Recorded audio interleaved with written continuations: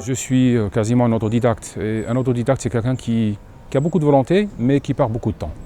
Et c'est ce que j'ai dit aux étudiants. J'ai dit, essayez de gagner le temps que moi j'ai perdu par une sorte de transfert d'expérience. Avec ce cours, évidemment, ça m'a donné encore plus envie d'écrire, puisqu'on a vraiment plus de bagages en termes de technique, en termes de conseils, etc.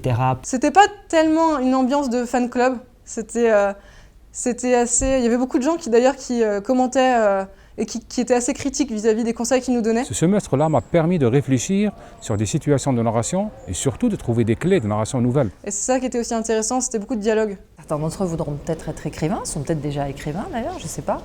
Mais même si tous ne seront pas là pour devenir des artistes, je pense qu'il y a quelque chose à chercher pour écrire plus librement. Je considère le mode d'écriture littéraire, la pratique littéraire, comme un mode de connaissance poétique du monde.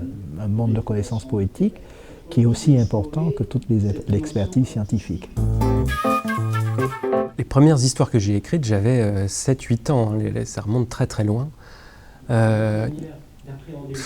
C'est un long chemin de croix. Je crois que j'ai longtemps imité, que je me suis beaucoup perdu.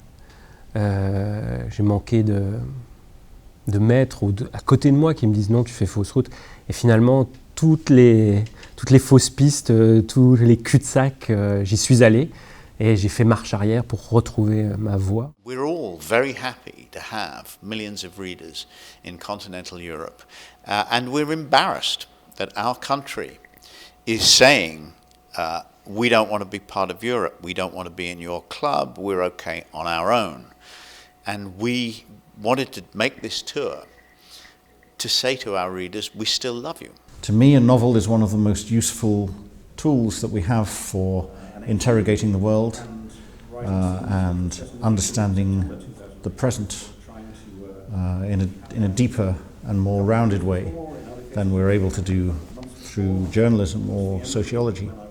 I miei personaggi sono dei bambini e tirano su un'organizzazione, storia vera, tirano su, a cui io mi sono ispirato, un'organizzazione in grado di fatturare milioni di dollari l'anno, milioni di euro l'anno, e in grado di imporre il proprio narcotraffico. E io con i miei libri vorrei che queste ferite fossero mostrate anche dentro un clima che potrebbe sembrare a un lettore distratto di intrattenimento, sia chiaro.